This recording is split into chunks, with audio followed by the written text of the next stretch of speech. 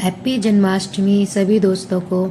आइए बनाते हैं लौकी की लॉन्च मेवा पाक कान्हा के लिए। पहले बादाम भून लीजिए घी में, मखाने भून लीजिए, किशमिश भून लीजिए, काजू और सभी मेवाएं भून लीजिए। फिर लौकी को कद्दूकस करिए और उसे अच्छे से निचोड़ लीजिए। निचोड़ने के बाद उसको कढ़ाई में करके जब तक उसका पानी ना सूख जाए तब तक सुखाएं। जितनी लौकी ली है उसी के अनुसार चीनी डालकर फिर मेवा पाक को गाढ़ा करें जब तक कि एक तार की चाशनी न हो जाए। ढककर पकाएं कुछ देर जब तक पानी ना जल जाए। उसके बाद चीनी डालें। पानी जलने के बाद फिर सारी मेवाएं लें। जब लग जाए एक तार की चाशनी हो गई उसके बाद सभी मेवाओं को उसमें मिला दें। अच्छे से मेवाओं को मिलाने के बाद चलाते हुए अच्छी तरह मिलाएं जब तक लौकी और चाशनी और मेवा सभी चीज़ें अच्छी तरह गाढ़ी ना हो जाएं और जमने वाली का हालत में ना आ जाए। तब तक ऊपर से काजू डालिए, खरबूजे की मिगी डालिए, कोकोनट का बुरादा डालिए।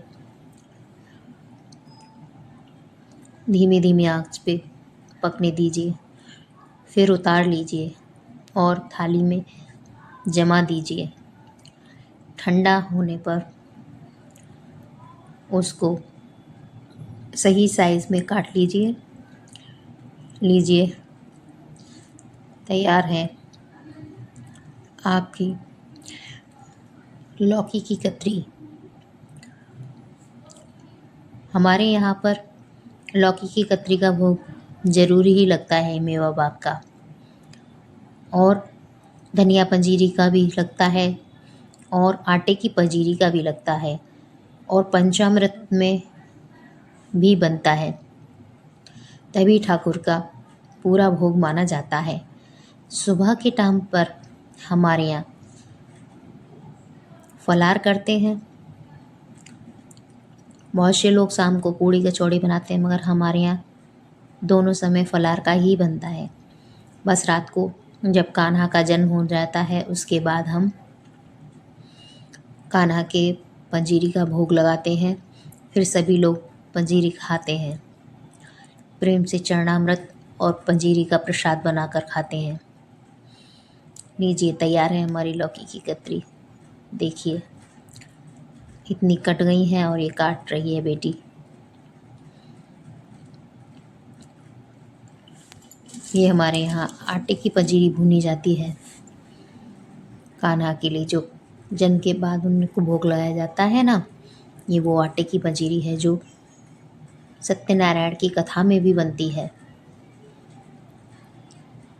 प्रभु का भोग लगने के बाद तो प्रसाद का आनंद ही आ जाता है। आगे चलते हैं, अब बनाते हैं आइए बनाते हैं पंचामृत। गाय का दूध लीजिए, उसके बाद इस दही लीजिए, शुगर डालिए, घी डालिए, शहद डालिए और थोड़ा सा उसमें गंगा जल डालिए। इनको अच्छी तरह मिलाइए। लीजिए, पंचामृत भी तैयार है। अब इसमें थोड़े से रोस्टेड ड्राई फ्रूट्स डालिए। बादाम, काजू, किशमिश, गोले,